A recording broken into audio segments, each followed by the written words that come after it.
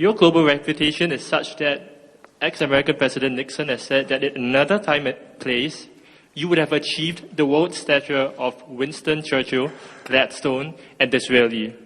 However, what I remember most clearly was in 1991, you said in an interview that your place in history was a small place and that it would not even be a footnote in this world. Having contributed so much to our country over the past 50 years, I would like to know if you had to choose one thing to be remembered for, what would it be? And I would like to know as well, how would you like to be remembered in the future? Thank you. In all honesty, I can tell you that I've never thought about that.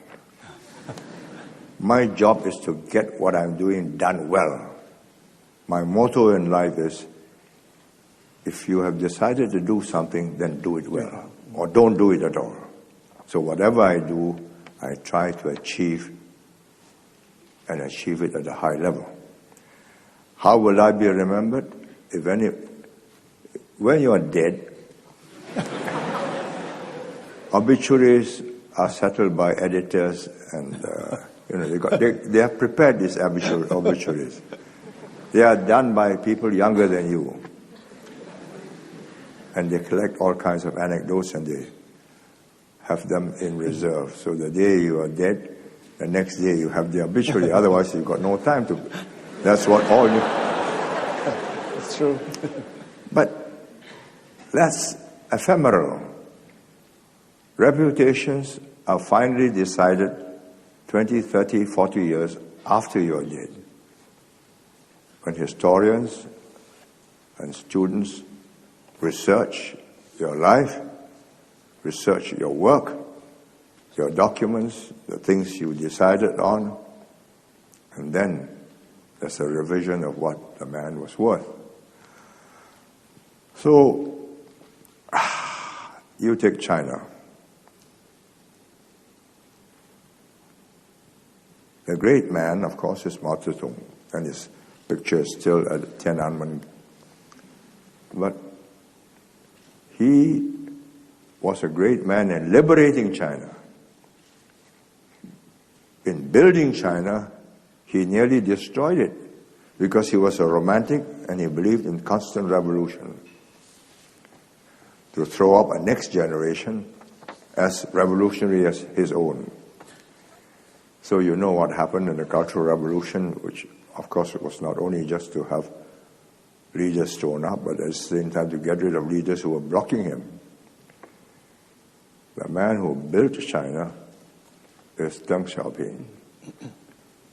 And let me give you this anecdote and why he said, learn from Singapore. He came here in November of 1978, having stopped in Bangkok, Kuala Lumpur, and then Singapore to persuade us to form a group that will fight the Vietnamese who are going to attack Cambodia. And he said, that's the Russian Cuba of the Far East.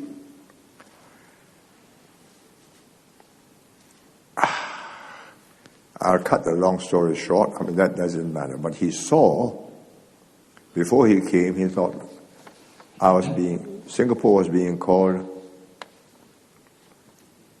a lackey of America. And I'm a running dog of the Americans and the British. So what he saw here was an eye-opener. We were prosperous, we were green, we were clean, and every person owned his own flat. So he spent his 3 days here and asked, how do you do this? So we said CPF, employment, training, education. So he discovered that we have many foreign companies, multinationals, who use up our manpower, train them, and they generated this income and wealth, and we were able to do all this. That was November. In December, he went back to China and says, Da Kaiman, open the doors. And he named 12 seaside cities facing the Pacific for the purpose. And it succeeded, including Shenzhen. Then others were opposing him. The old guard says, this is the way you lose control of the country because there are so many employers. In the old days, under communist rule, there's only one employer, that's the government. You fall foul of the government, your hukou is your registration card, you get your rations, everything from it. You're done for. So once you have a multiplicity of employers, you've lost that control because you can go from one employer to the other. So they opposed him. So he went down in 1992 to Shenzhen. I had told him that night, after dinner. He looked at me and said, I came to Singapore in the 1920s on my way to Marseilles. I was going to work there and learn from the French. It was a lousy place. I congratulate you. It's a nice city. It's a garden city. So I looked at him and said, we are the descendants of the landless peasants. Not the scholars, not the poets, not the people with the artistic and other talents. You have them.